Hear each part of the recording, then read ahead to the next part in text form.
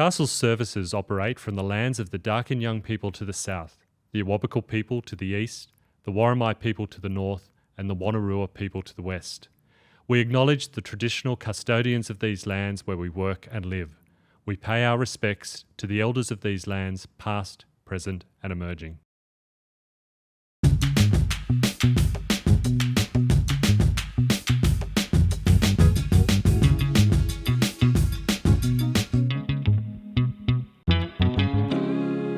Welcome to the latest episode of Embrace Your Otherness, Castle's inaugural podcast series, where we will have both casual and in-depth conversations with disability community members, leaders, advocates and activists about disability identity, culture, work and rights, with a real emphasis on challenging people's perceptions and opening their minds to new ways of thinking about marginalised identities.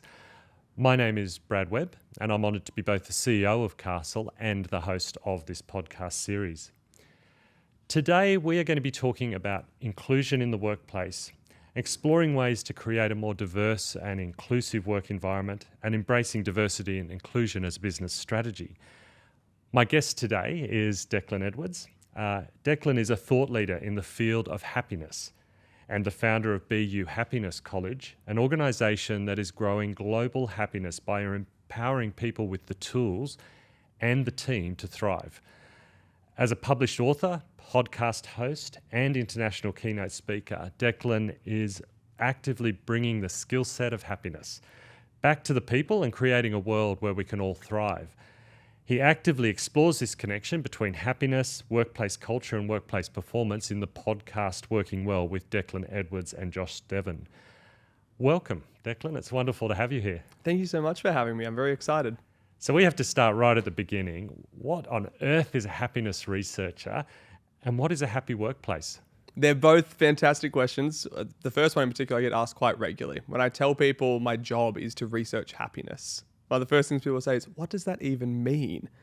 Now, what I specifically mean by that is I've studied and continue to study now a field called positive psychology. So positive psychology emerged about 20, 30 years ago, basically from these great forward-thinking psychologists such as Dr. Martin Seligman, who looked around and went, hang on, we're spending 98% of our funding and research in psychology into what is quote-unquote wrong with people and how to quote-unquote fix them. Why aren't we looking at what's right with humanity? Why aren't we looking at what makes life worth living? And so he suggested this idea of we need to put more effort into scientific study and understanding of what it means to not just go from -10 to neutral, but how we can go from neutral to +10, how we can feel we're fulfilling our potential, we're flourishing, and we're thriving. And thus the field of positive psychology was born. Colloquially, it's referred to as the science of happiness. And so that's what it means to be a happiness researcher. So when people, I think we throw around terms like happiness and wellness, and industries hijack those terms and use them. And there is a sense that some people go, oh, here we go. It's this new age stuff. So you're telling me there's something more to it than just a new age way of thinking and putting a smile on your face? Correct, yeah. So I think this is what I love about positive psychology is how rigorous it is. It's a very well-researched and evidence-based field. And in terms of new age, something I like to remind people of a lot is these aren't really new age questions. We've been asking since the dawn of mankind and since the ancient Greek philosophers, what does it mean to live a happy and fulfilling life? I think in the world we're living in now, where change is becoming so much faster and there's so much uncertainty and chaos in the world, people are craving answers to those questions even more so. And it's a really beautiful moment in the development of our understanding of this to go, hey, we're not just making up ideas about this anymore. We're doing these large-scale studies and this really rigorous research to go, this is what leads to living a happier, more fulfilled life or being happier at work. So at a personal level, what's the journey that took you from being Declan, not doing positive psychology research, into this world of happiness and the impact that has on wellness? A lot of people meet me these days and I think they make the mistake of going, of course he studies happiness. He's a very happy guy. He's always been happy. And that's quite far from the truth, to be honest. I spent a lot of my particularly high school years with a very clear blueprint for what a happy and successful life looked like. And that blueprint to me involved going to school, getting good grades, going to university, getting good grades, probably joining the military because that's what nearly every male for 5 generations has done in my family, either military or police force. And, following the societal blueprint of once I get the job, I'll meet someone nice, I'll settle down, get married, have kids, white picket fence, 2 dogs, retire one day, and then I'll be happy. And I realized pretty early on that wasn't working. I started looking for other answers, and unfortunately at the time, social media was becoming a big thing. And so I started seeking out my answers for what does happiness look like by comparing myself to what I was seeing on social media. And what that led to for myself was falling onto what I now know, looking back, is something called the hedonic treadmill, which we've all been on. And so if you're listening to this, I encourage you to reflect on what your hedonic treadmill is. The hedonic treadmill is, I'll be happy when. Insert whatever you want after it. And we chase it.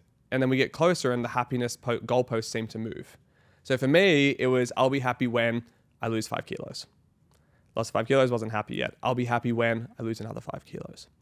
And I kept going. And unfortunately, it led to a point where 18, 19 years old, I was in and out of hospital with disordered eating and body image issues, which at the time weren't very well researched at all, but specifically for men. It wasn't something that people were thinking men were struggling with.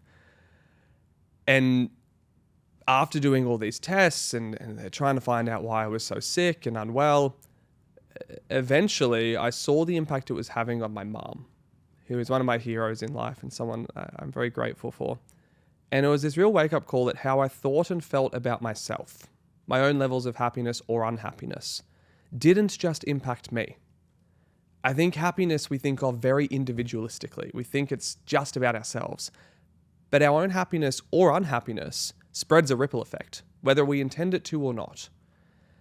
And the more I became conscious of that ripple effect, the more I wanted to change it. I wanted to have a more positive impact on people around me. So I reached out to some great mentors and coaches and friends and got a lot of help and support with my own mental health journey.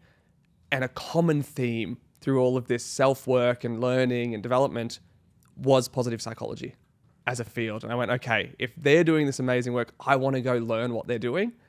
And thankfully was able to get a entry into a postgraduate degree in positive psychology with Central Queensland University. And I guess the rest is history. And you talk about the pursuit of hedonic happiness. Now, I presume that's a derivative of hedonistic. Yes. The chasing of the high, the happiness high. Yes. What's the other side then? If you're not pursuing hedonic happiness, what's on the flip side of that? Yeah, so we talk a lot about these 2 different types of happiness. Hedonic happiness is one, and you've hit the nail on the head, hedonism. It's about dopamine and joy and excitement and accomplishment and achievement. And interestingly, if you ask a lot of people in Western societies what happiness is, a lot of the time they're going to talk about hedonic happiness because that's what we've been raised to believe is happiness. On the flip side, we have something called eudaimonic happiness, which is more a sense of contentment, fulfillment, meaning, purpose, and connection. And so we see this concept really be elevated and celebrated a lot more in other cultures outside of, say, the US, the UK, and Australia. So taking that into life, how does somebody become happy? I think first and foremost, I want to be really clear with people listening to this. There is no one in the world who has a one-size-fits-all answer for a happy life for 8 billion people, including myself. I don't care how much research I've done or how long I spent in this space. I'm not some magical guru who can say this is what you should do to be happy all the time. But what we do know from the research are common themes. Specifically, there is a recipe for happiness that positive psychology has found. It goes, these are the common threads. It's up to you now to define how you meet them and how much value you place on them. And it forms an acronym called PERMA. Now, I recommend not only thinking of this in your own life, but also in your workplace and in your team. How much are these common threads of happiness being met and fulfilled? And so the first part of PERMA, P, is positive affect, which, to put in simple terms, just means how often are you doing things that make you feel good? Which seems overly simplistic. A lot of the time I roll my eyes at it and I go, wow, the secret to happiness is do more things that make you feel good. Thanks for all the research. And is that the kind of things like the hedonic happiness, the sugar highs of happiness? Yeah. And it's funny. That give you great joy and excitement. Exactly. And as much as I roll my eyes at it, we take an event on tour every year around Australia called the Art and Science of Happiness. And we teach this framework for happiness, and we ask people to reflect on which ones they haven't been looking after. And it's so common that people go, actually, you know what? I don't remember the last time I prioritized something that made me feel good. I'm so busy looking after family and work demands and juggling all of this stress, I haven't really set aside the time to look after me. And so as much as I laugh at it, it is very important to get that reminder. And then if we go to the second part of the model, it's the E, which stands for engagement and flow. This is more that eudaimonic happiness. This is doing things that help you lose sense of self and sense of time, so you can fully immerse yourself in it. So for me, for example, I get this from music. When I play guitar, I'm fully in the moment. Whereas my wife gets this a lot from being in nature. When she's outside going for a hike, she can completely lose hours. Whatever it is for you that helps you lose sense of self and time, and if you are getting this in your work, even better. We know from the research that the more often people feel that sense of flow in their life and that deep engagement, the happier they rate themselves as. So it's a really important one. And then the third one, if we go through the remaining couple, is R, which is relationships. Again, I think it's one that's often been overlooked in a lot of Western philosophy around happiness. It's very individualistic normally, but we cannot deny the impact that communities and the people in our life have on us. So the more we can create supportive, connected, diverse, equitable, inclusive communities that elevate and support each other, the better everyone is. Right? No one loses from that. Unfortunately, that's one that's really being missed a lot at the moment. There's an epidemic of loneliness that's been happening for quite a few years. And no shortage of research that talks about the impact of that. And in fact, loneliness can actually be a greater contributor to ill health and early premature death than heart disease and cancer. Exactly. We were talking just obviously before the podcast, but this common thread keeps coming up in the research lately of we are the most connected we've ever been as a species and the most disconnected at the same time. And there's a real problem there that needs to be addressed. And then our last two in the official form of this recipe for a happy life is M. M is meaning and purpose. Now, this doesn't mean answering the big question of what's the purpose of life. Yep. If you have solved that for yourself, I applaud you. I congratulate you. Send me an email with what your answer is. I'm always curious. It's more about finding the moments of purpose and meaning in the day-to-day activities. If you can find purpose in things that you do consistently anyway. The common example I give of this is a few years ago, a video went viral of someone saying they made their bed every morning. And for them, it wasn't just about the act of making the bed. It was if the rest of the day didn't go to plan, they still feel like they accomplished something. It gives them a tidy and clean space to come back to afterwards. So it had a lot of meaning to it for an activity that was just a day-to-day thing. And this is why I love this framework, because you get to decide what gives you meaning and purpose. I tried making my bed every day for 12 weeks. It means nothing to me. Yep. Much to my wife's disappointment, it doesn't add anything to my sense of meaning and purpose. So that's not part of my recipe. Right? And then the last one, A, is achievement and accomplishment. It's about setting goals that matter to you. It's about doing things that push your comfort zone, about learning and growing. They're talking a lot in the research now about adding a H to the end of this PERMA model, which is health, which I do think is going to come through in the research. The links between mental health and physical health, we're seeing so much more now. Yep. So I would bet my left leg, and for the listeners, if you see me wandering around missing a left leg in future, maybe my bet went wrong, but I would bet my left leg that health is going to be included in this model too. Just closing that loop. Yeah, exactly. Yeah. So in terms of your answer to your question, what's it mean to live a happy life? I mean, there's a 6-step recipe. Anyone can take it away and start answering those questions for themselves. What brings me each of these? And I was thinking about a couple of it was funny, and I'll share that with you, is when you were talking particularly about the middle section about engagement and relationship and meaning. For some reason, a friend who's involved in land care popped into my mind. They love the idea of contributing to a better environment for people, but they love doing it with other people. And when they are involved in land care, they get completely lost. They can spend days working on a block to improve it. And so it's that interaction between all of those elements also that then just create that sense, I imagine. Yeah. So how does that translate for workplaces? Let's talk about happiness in the workplace. Why would you, as an organisation, pursue a happy workplace as a strategy? Why is that a smart strategy? And then what would that look like? So in terms of the why, I'll pinch a quote from Tony Hsieh, who is the CEO and founder of Zappos. He really put workplace happiness on the map as a strategy for workplace success. And there's this beautiful quote. He says that workplaces often overlook the value of workplace happiness and they suffer for it because you cannot deliver great service from unhappy employees. It's that simple. The model of what a successful workplace is dramatically changing right now. So for hundreds of years, the priority list for a successful organization has been priority 1, serve shareholders and stakeholders. Get a good return on investment. Priority 2, give great customer service. Look after your customers. Priority 3, look after your staff. And what's happening in particularly the last 20 years is people are going, hang on, what if we flip that entirely on its head? What if we really look after our staff and team and make sure they're happy and fulfilled and performing their best work? Well, chances are they're then going to contribute to a really great customer experience, and they're really going to look after the communities and the people and the customers that we serve and look after. And then that's going to lead to people referring more, coming back more. We're going to have a better reputation, and that's then going to impact the bottom line and help shareholders. It's like we've had the priority order completely backwards for well over 100 years. And in the last 20, people are going, it makes way more sense to flip it. Now, if you want to get into the numbers, I love talking to businesses about workplace happiness and going, this is not just a fluffy concept anymore. The research has found on average that every dollar invested into increasing the happiness of your team and your staff over a 12-month period gives a $2.60 return. Now, if I came to you and said, here is a machine that you can put $10,000 into, and it's going to spit out $26,000 over the next 12 months. That's outperforming the share market right now. That's outperforming the property market. Like, it's crazy to not do that.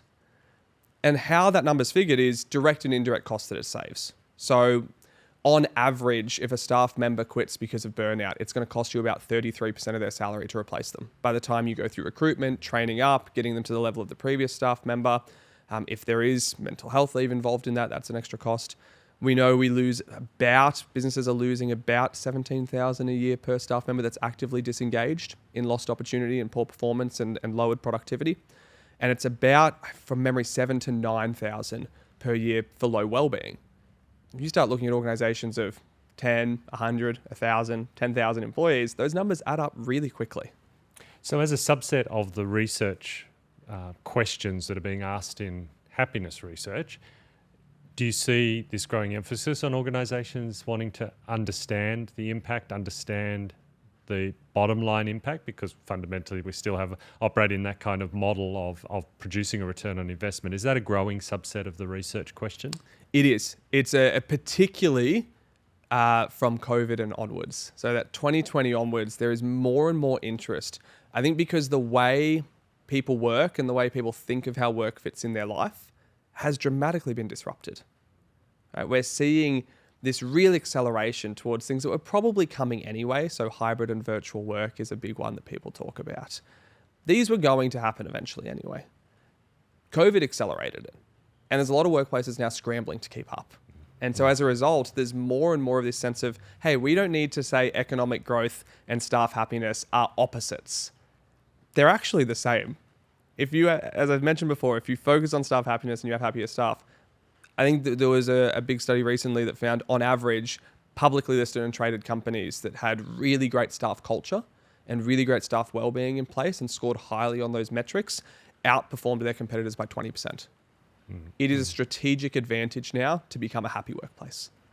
And I think that COVID brought us many challenges, but it also gave us some great gifts. And I think shifting paradigms, particularly around workplaces and how people work together, what brings them satisfaction, even the old trope of you need to be in the office to be productive, was thrown out the window when we suddenly couldn't be in the office and still discovered that businesses were not only functioning, but in some cases thriving with that shift in paradigm. So I think we've reached a point of where organisations are seeing that fundamental demographic shift and demand from employees, but also open-minded to exploring opportunities and exploring concepts like happiness. So let's talk about that. If you're a workplace that's contemplating, you've heard this and you thought, wow, that sounds interesting. What are the steps to becoming a happy workplace? Do you start putting up a couple of smiley signs and laughing more? What do you practically start doing? So the first thing we encourage all workplaces to do is start measuring it. There's this age-old saying, what we measure, we can manage. And a lot of the time, organizations aren't accurately or effectively measuring things that were previously thought of as intangibles of the workplace. We've spoken for decades about the importance of culture, the importance of engagement, the importance of well-being. We know that burnout's becoming an increasing risk in a lot of industries, particularly in helping-based industries like allied health, nursing, social work. The issue was we've been talking about them conceptually without dialing them into something that actually gets tracked in the business performance. When businesses start having a metric, or ideally a series of metrics that they can track that contribute to their workplace happiness. So for example, we spent the last 3 or 4 years developing something called the Happy Workplace Accreditation, where we go in and test workplaces, give them their scores for this, benchmark them, and if they meet certain thresholds, they get accredited as a happy workplace. Think of it like the Heart Foundation tick, but instead of for good food, it's for good workplaces. And the 5 contributing areas that we found for that need to be measured and assessed are how high is the well-being of the team in this workplace? Now, when we say well-being, there's 7 types of well-being we look at. How high is engagement in this workplace? And that has 3 contributors. We look at things like individual engagement versus collective versus growth-driven engagement. We look at culture. And a big part of culture that we recently added in only over the last 18 months was psychological safety and diversity, equity, and inclusion as 2 massive drivers of culture. How confident and competent are the leaders of this organization? We know leaders and managers have a dramatic impact on staff happiness. There's a beautiful saying, people don't leave workplaces, they leave leaders. And so learning how to upskill leaders to be humanistic leaders, to be emotionally intelligent leaders is such a core focus area to drive workplace happiness. And then the last one, which is almost a lag measure of the first 4, is burnout and turnover resilience. How resilient is this team to changing circumstances and to adapting to stress and pressure, because the world is going to keep throwing us challenges. You know, but recently it's been COVID, and we're now talking about the AI disruption. Yep. There are going to continue being disruptions. Those are the 5 things that if workplaces start measuring them effectively, they can make more informed decisions, they can make better strategic plans, they can roll out initiatives that actually work, and ideally, they become a happy workplace. So you just tapped into a passion point of mine, and certainly one of the deep cultural values of Castle, and that is diversity and inclusion. Mm-hmm. And we can reference that to some objective definitions. I mean, the Diversity Council itself talks about diversity being the mix of people in the organisation. How many ways can we demonstrate that we differ from each other, whether that be gender, sexuality, ethnicity, Aboriginal and Torres Strait Islander status, your languages spoken at home, your professions, your education. So creating a diversity is creating that mix of people. And inclusion is what you do to get that mix to work. How do you create an environment where people respect each other, they collaborate with each other, they honour each other's contributions to the business, and they can collectively contribute to an organisational outcome. If diversity and inclusion is an element of your metric of measuring happiness, what does your experience tell us about how big an impact diversity and inclusion can have on a happy workplace? And more importantly, why is that the case? So in terms of how big of an impact, let me frame it this way. Our first version of the workplace happiness diagnostic tool did not measure psychological safety or diversity, equity, and inclusion. We took it to market, had early adopters, and then we read this amazing study that was conducted by Google. And basically, the summary of that study was the 2 biggest contributors to a thriving and productive and effective workplace culture are psychological safety and diversity, equity, inclusion. And so our team had to do a bit of self-reflection and go, hey, we missed both of these. We really need to look at rolling them in.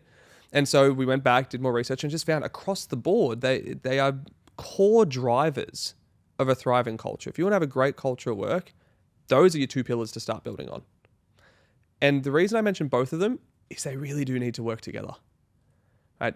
Having just pursuing diversity without inclusion and without psychological safety is really challenging. It's really tough.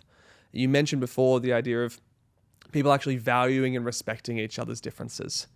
If that isn't there, If people don't feel psychologically safe to voice their true opinion, to bring their true selves to their team, then the diversity is not going to really make a difference. When they come together, though, the difference is huge.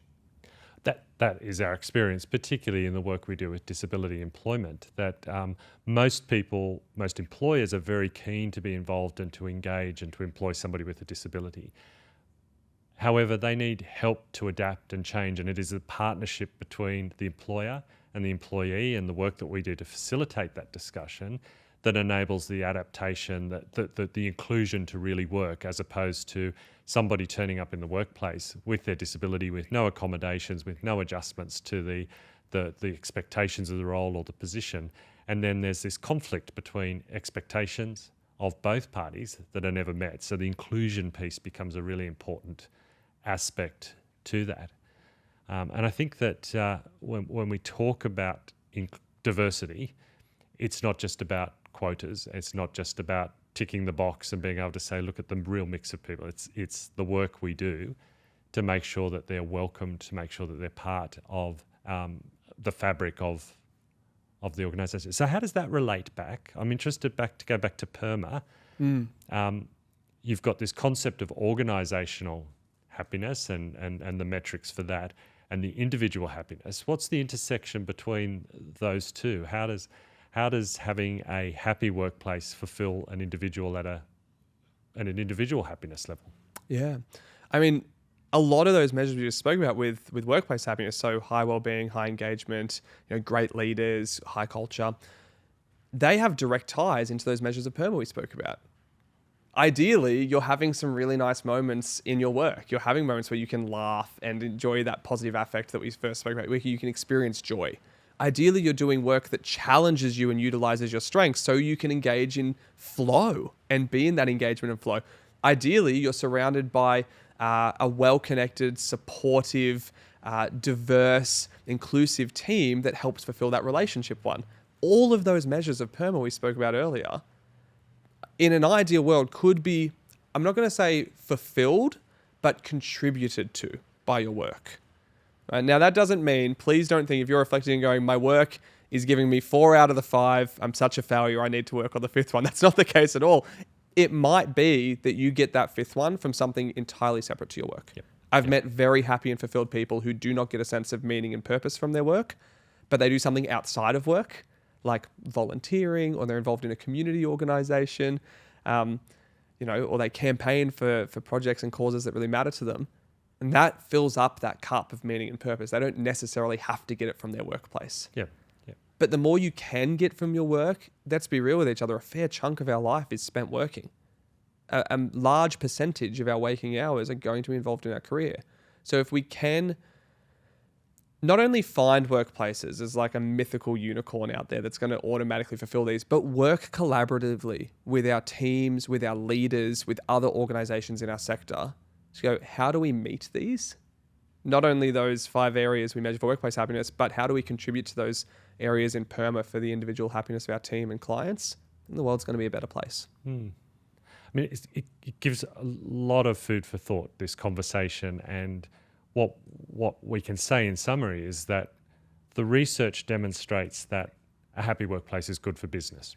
So there's no reason not to pursue it. And we know that the research tells us that diversity and inclusion contributes to a happy workplace. So those two working in partnership with each other are a good thing for business to think about.